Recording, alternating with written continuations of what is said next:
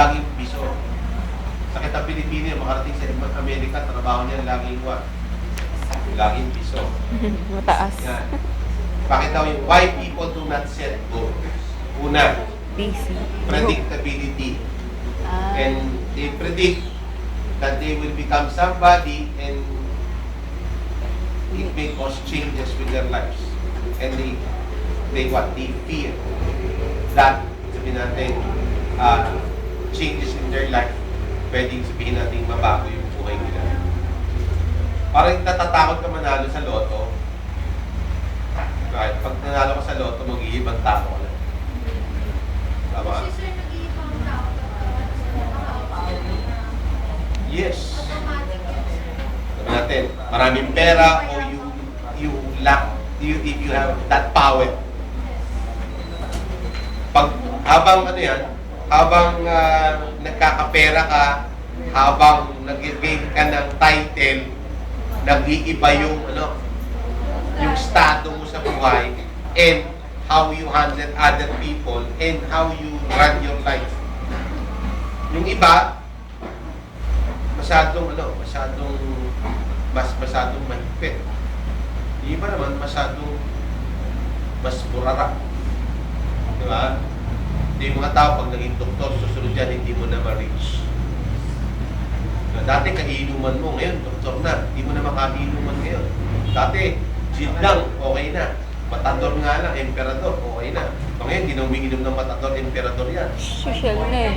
Wine na. Diba? Mga wine, o kaya brandy na. Diba? Baka susunod, hindi na kayo kumakain ng tuyo. Diba? Dati, McDonald's, Jollibee ka lang. Ngayon, hindi ka na kumakain dyan. Bakit? Mas gusto mo, yellow cup na.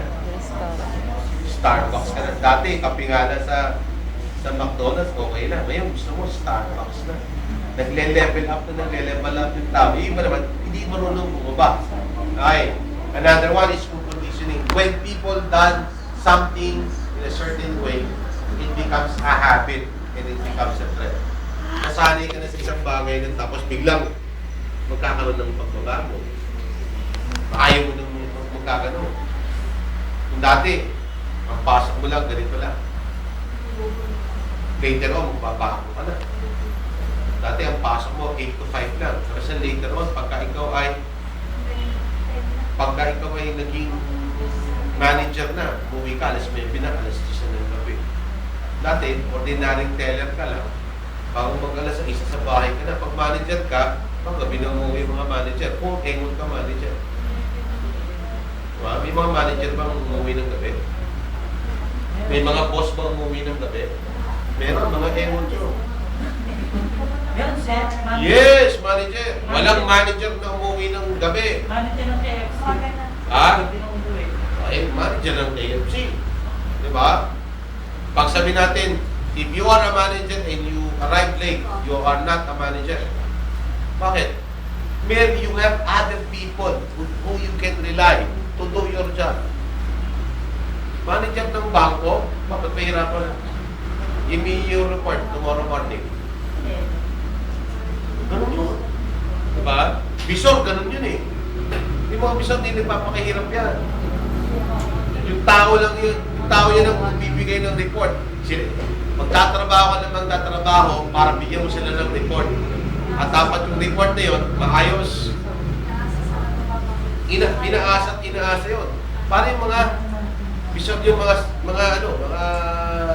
nurses, they will rely on your report. Diba? And then, para yung report na yung maayos, verify nila yan.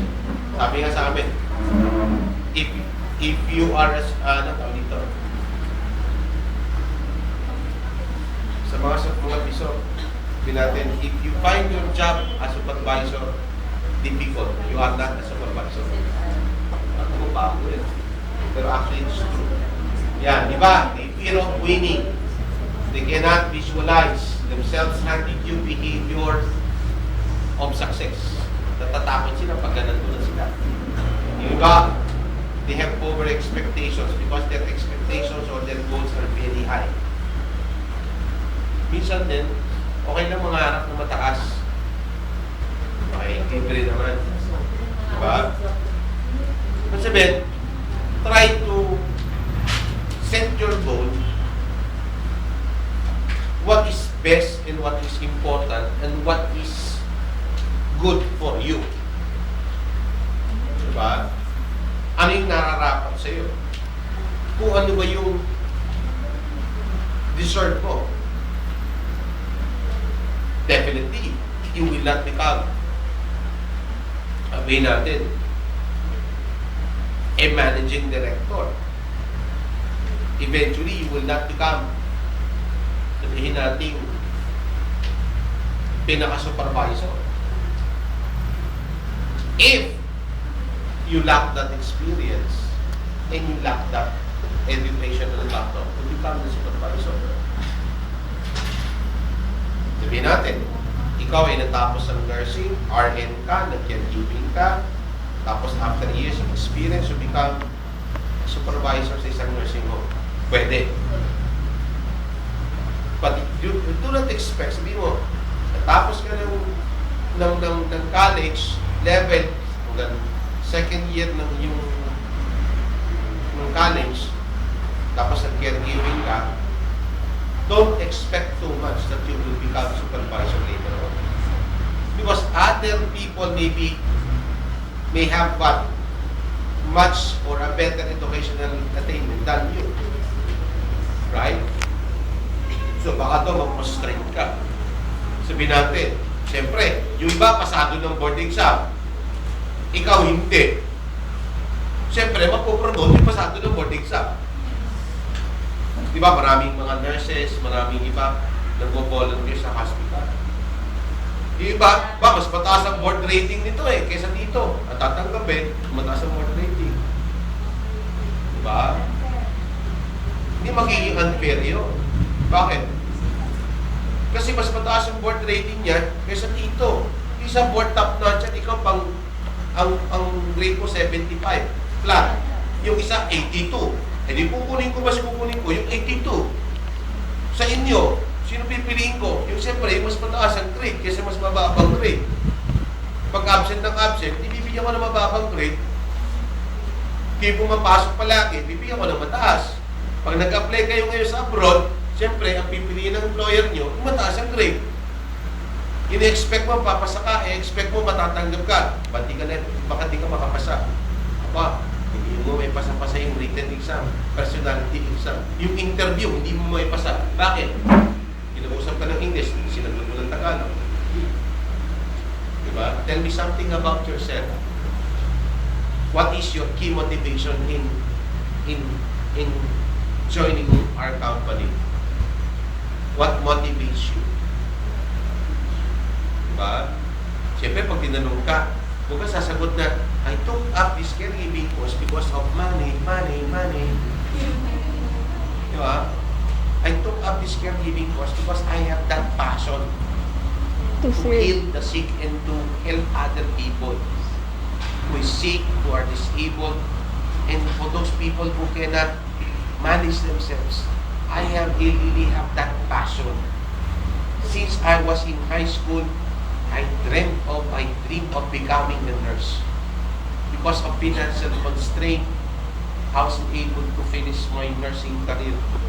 That's why, to be practical in that aspect, I enrolled in the caregiving course. Because I believe I can soon my healthcare career in the field of caregiving. Siguro naman, pagka yun ako, narinig siya ng employer mo, sige. Matatanggap ka. Bakit ka ng caregiving? Kasi daw, laki sweldo dito. Promise. Sabi ko, namin, kikita rin mga $2,000, $3,000. Totoo pa yun? Dito na lang ako. Tsura mo.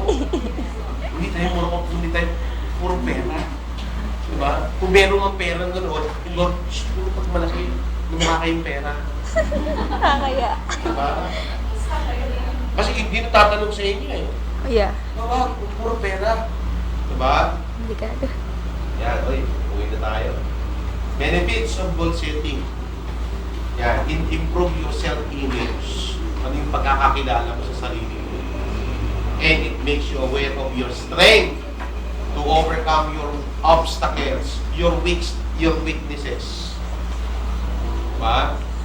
Kilala mo yung sarili mo. Alam mo yung strength and weaknesses mo. Pag hanggang ngayon, hindi mo pa alam, patay kang bata ka. Yan, it makes you aware of your weaknesses. Yan, it gives you sense of your past victory. Alam mo kung kailan ka nanalo at paano ka nanalo. Alam mo kung kailan ka natalo, bakit ka natalo. Diba? Ay, kulang ako ng preparations. Bumagsak ako ng board exam. Bakit? Hindi ako sila kapag-review ng maayos. Bumasta may result ng board exam, nursing? Hindi pa. Wala pa. Yan. Another way is what? It helps to visualize and take action. Mali yung ginawa ko dati. Ngayon, ito ang gagawin ko. Dapat lang. It gives you track to run on.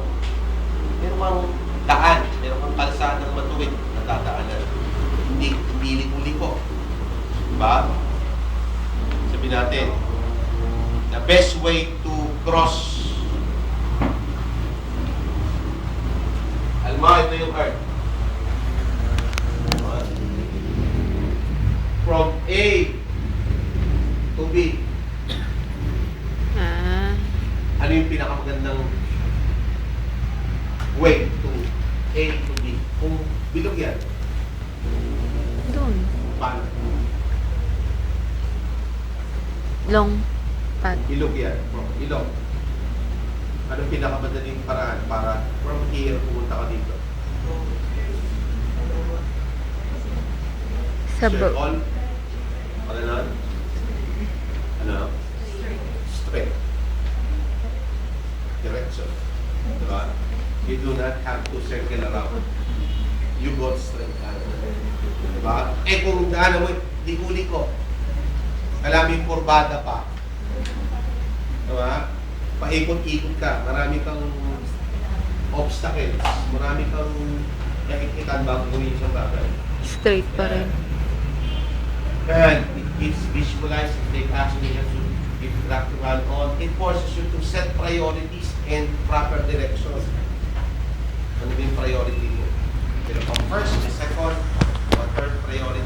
Huwag naman hanggang 10 priority. Daming Dami naman doon. Hindi ka pwede ng nursing. PT. Hindi PT.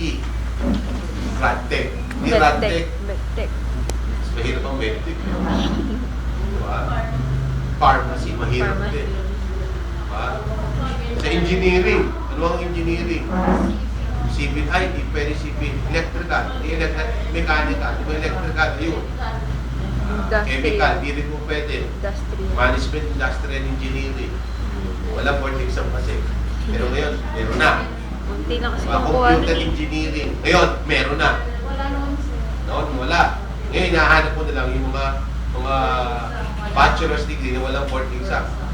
Right? Yeah. It forces you to become specific rather than general. Siguro, baka sakali. Kailan ka nag-graduate? Mga 2016. Yun naman yun. Dapat February or November 2016. Kailan ka makakapunta ng Amerika? Dapat by 2016, nasa Amerika na ako. Diba? By 2020, dapat may asawa na ako, 2. Dapat by 2025, may anak na ako, 3. By 2025, patay na ako. Sabihin natin, it should be specific rather than general.